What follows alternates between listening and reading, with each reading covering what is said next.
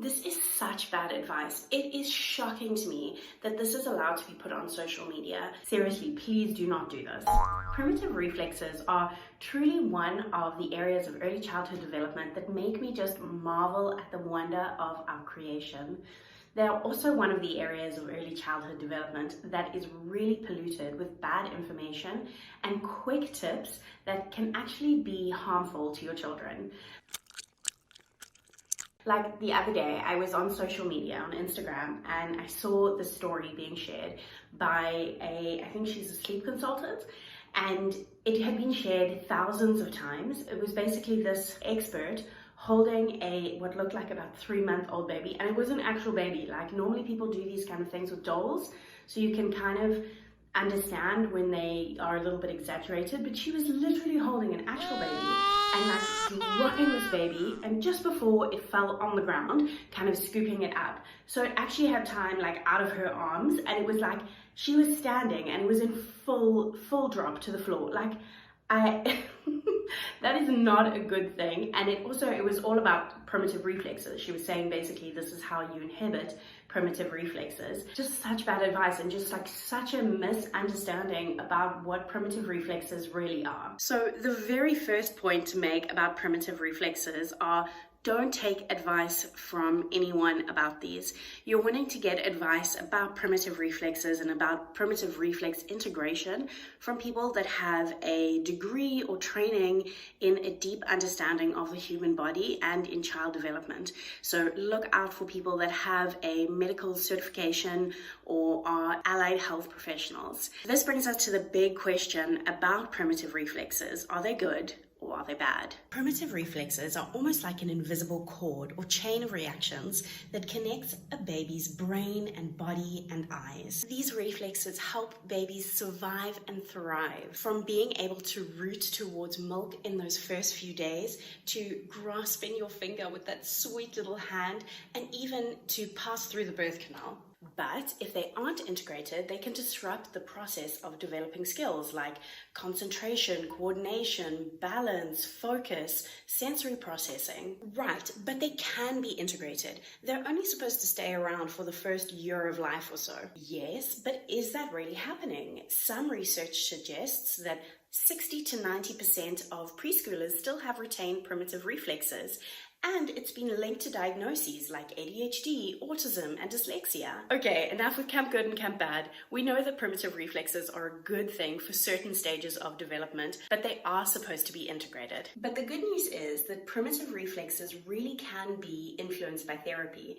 In fact, some therapists report that after short programs, like a 12-week program that really focuses on integration of primitive reflexes, they see a lot of the symptoms of retained primitive reflexes like bedwetting, poor concentration, low muscle tone, W-sitting, toe walking. They see these things completely turned around. As therapists, when we are checking for primitive reflexes, we basically walk a child through a number of different movements, and what we're looking for is these associated or involuntary reactions when they're doing a movement that shows that chain, that invisible chain that we talked about earlier between the eyes and the brain and the body may still be present.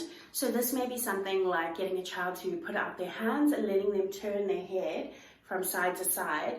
And if we see that one of the reflexes is still retained, we'll see that as they turn, their elbow is sticking out without them actually having much control over that elbow movement. We'll then rate this on a scale to see how strong the movements are, and to kind of rate whether this is a partially integrated primitive reflex or whether the primitive reflex is still fully present. So as parents, I want you to know that in the first few well baby visits that you go to, or even within the hospital after birth, the health professional staff will be checking that your baby has got primitive reflexes, because they do need it in that first year of life. But other than that, there's not much monitoring from educational as well as health services around when these reflexes are actually integrated. So if you are a parent of a preschooler or a grade schooler and you think that it ticks quite a few boxes of things that you've really noticed in your child, then I would recommend reaching out to an occupational therapist for direct advice. Other than that, because the research is showing us that retained primitive reflexes are something that are just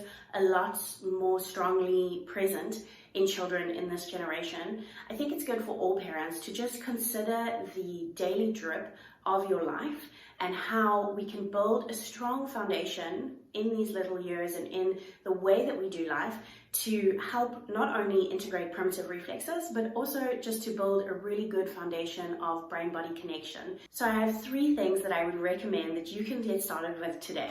The first one is enough movement. Basically, in order to integrate reflexes, or the purpose of integrating reflexes is that our children can then move in more complex, coordinated ways. And in order to do this, they need to test out their movement capabilities as much as they can. Most pediatric authorities recommend at least 3 hours of movement for children per day.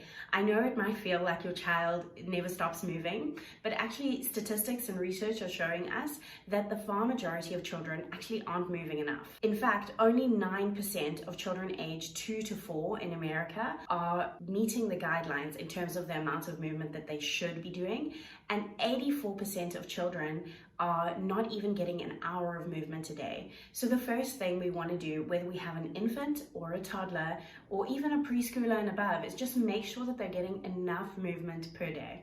The second thing that we can be doing is looking at specific movements. There are specific types of exercises, like for example, doing a cat-cow or doing lizard movements. There are specific movements that we use in these reflex integration programs that we often use in therapy as well. These might be something that are actually part of your school or preschool's daily routine, which is great. It's something that we can definitely be using at home as well.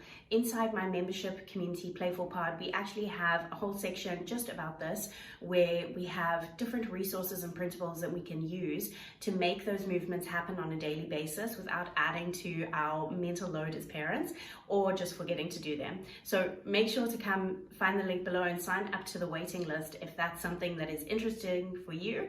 And when the membership opens, we'll be sure to let you know. And the last thing that we really need to be embracing for our children, especially in this generation of children, is risky play. Our children are not teacups. They need to learn how to fall in order for those reflexes to be integrated. And if you want to learn more about that, then make sure to go and check out the video that is on your screen now. It dives into everything that you need to know about risky play in the little years. I'll see you over there.